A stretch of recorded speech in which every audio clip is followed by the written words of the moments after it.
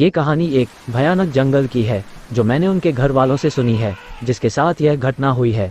माधोपुर से लेकर श्योपुर तक पहले इस जंगल में न जाने कितने भयानक जानवर और भूत आत्माएं रहती हैं। इस बार मैं श्योपुर रक्षाबंधन पर दीदी का यहाँ पर गया था। वहाँ के लोग उस जंगल के बारे में बताते रहते हैं कि इस जंगल में आत्माएं भूत प्रेत रहते हैं, तो मुझे तो वैसे भी भूत प्रेतों पर विश्वास है, शायद आप लोगों को भी हो। तो मैं 15 अगस्त को अपने जीजा जी के कॉलेज गया था। वहाँ के लोग उन्हें आचार्य जी कहते थे। 15 अगस्त का प्रोग्राम खत्म होते ही हम लोग जाने ही वाले थे कि वहाँ के पड़ोसी ने उन्हें घर पर चाय पीने को बुलाया। तब हम लोग उनके घर चाय पीने गए। ऐसे ही बातें हो रही थी। तब उन्होंने अपनी बीती कहानी बताई कि अभी कुछ दिनों पहले मेरे बेटे राजीव के साथ ऐसी घटना घटी है कि आपको क्या बताएं। राजीव के पिताजी ने बताया कि एक दिन मेरी तबीयत खराब हो गई थी। तब मैंने राजीव को जंगल से बकरियों के लिए चारा लाने के लिए भेज दिया था। राजीव वैसे तो कभी कभी जंगल जाता था, पर वो हमेशा काम से जी चुराता था। पर आज उसे मजबूरी में जंगल जाना पड़ा। वो रास्ते में चलता गया, उसे कहीं भी पास में चारा नहीं मिला, क्योंकि पास के सारे पेड़ तो पहले से ही बकरियों के लिए काट चुके थे। वो जंगल के और अंदर चला गया। वो घने जंगल में पहुंच गया, जहां पर बहुत पास पास पेड़ खड़े हुए थे। पेड़ इतने घने थे कि आसमान तो नजर ही नहीं आ रहा था। बरसात का टाइम था। अच्छी बरसात हो गई थी तो पूरा जंगल हरा भरा हुआ था। पत्थरों पर पानी ऐसे बह रहा था जैसे साफ कोई झरना बह रहा हो, पहाड़ों से नीचे की ओर आता हुआ। पत्थरों पर साफ पानी बह रहा था। वहां पर इतनी शीतलता थी कि उसकी देखते ही थकान दूर हो गई। उसने सोचा कि पहले मैं थोड़ा आराम कर लूं, फिर मैं पत्तियां काट कर घर चला जाऊंगा। थोड़ी देर ही हुई थी, उसे सोए हुए उसने सपना देखा कि वह चारे के चक्कर में बहुत दूर आ गया है और वह रास्ता भूल गया है। वह उल्टा जंगल में घुसता चला गया। आवाज और साफ सुनाई देने लगी तो वह और आगे बढ़ा। उसने देखा कि दो लोग आपस में बातें कर रहे हैं और उनकी पीठ दिखाई दे रही है।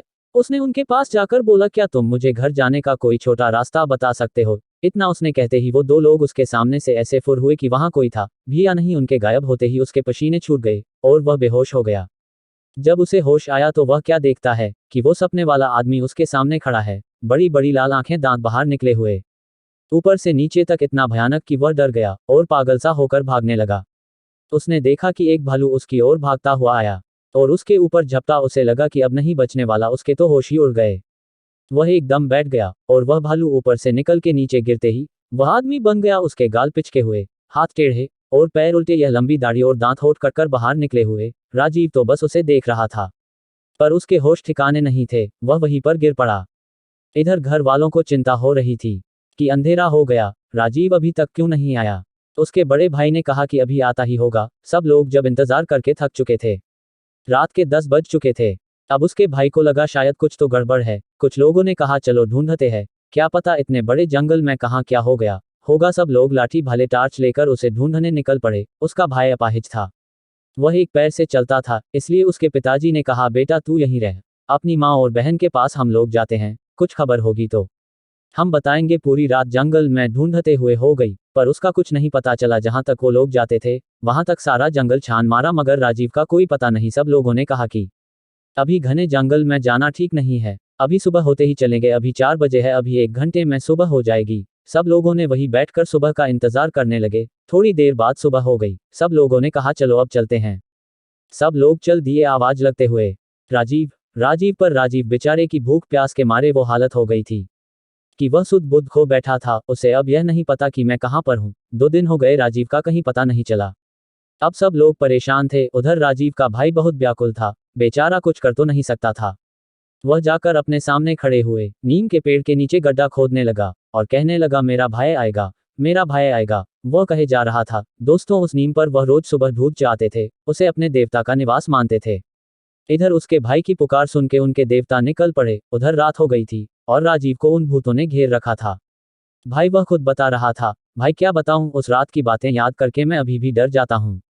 वहां पर इतने भूत एक साथ मैंने क्या किसी ने सपने में भी नहीं देखे होंगे। किसी की गर्दन अलग, कोई बिना आंख कान, कोई ढांचा, मेरे चारों तरफ तांडव कर रहे थे। मैं कभी जिंदगी में सोच नहीं सकता कि ऐसा दिन भी आएगा। ऐसी तरह तरह की आवाजें निकाल रहे थे। सारा जंगल उनकी आवाज से गूंज रहा था।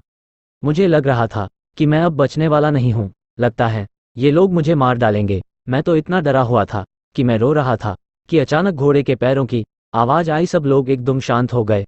इन सब लोगों ने आस तोड़ दी कि अब हमें राजीव नहीं मिलेगा। सब लोग वापस आ गए। सारे घर में मातम सा छा गया। इधर किसी ने कहा कि किसी भगत को बुलाओ और पता कराओ कि वो अभी तक जिंदा है कि नहीं, वो लौट आएगा कि नहीं। एक आदमी वहां के भगत को बुलाने चला गया। उधर राजीव के देवता वहां पर पहुंचे, हाथ में तलवार, घोड़े पर सवार। उनको देखते ही सारे भूत भागने लगे। उन्होंने एक एक को पकड़ पकड़ के ऐसे मारा जैसे कोई हीरो फिल्म में एक योद्धा सबको काट देता है। जैसे ही उनकी तलवार उनकी गर्दन पर पड़ती वो मिट्टी में मिल जाते। ये सब राजीव अपनी आंखों से देख रहा था।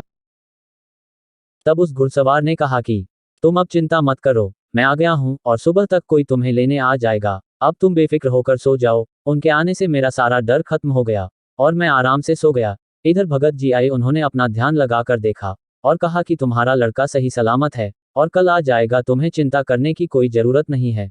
वहां पर तुम्हारे देवता पहले ही वहां पहुंच चुके हैं और राजीव का भाई अभी वहीं पर बैठा है और कहे जा रहा है मेरा भाई आएगा। वह किसी की भी बात नहीं मान रहा है। जो भी उसे वहां से उठाने को जाता वो उसे धकेल देता था। सुबह उसकी आंख खुली तो वहां पर एक आदमी ने उसे पूछा कि तुम कहां से आए हो और कहां जाना है, मैं तुम्हें तुम्हारे घर पहुंचा देता हूं। और वह अपनी साइकिल पर बिठाकर उसे उसके घर छोड़ दिया। घर वालों को देखकर वो ऐसा रोया कि वह बेहोश हो गया। 3 दिन का भूखा प्यासा कमजोर हो गया था। फिर उसे अस्पताल ले गए, वहां वो 2-3 दिन बाद ठीक हो गया। इसी तरह के वीडियो देखने के लिए वीडियो को लाइक और सब्सक्राइब कर दे।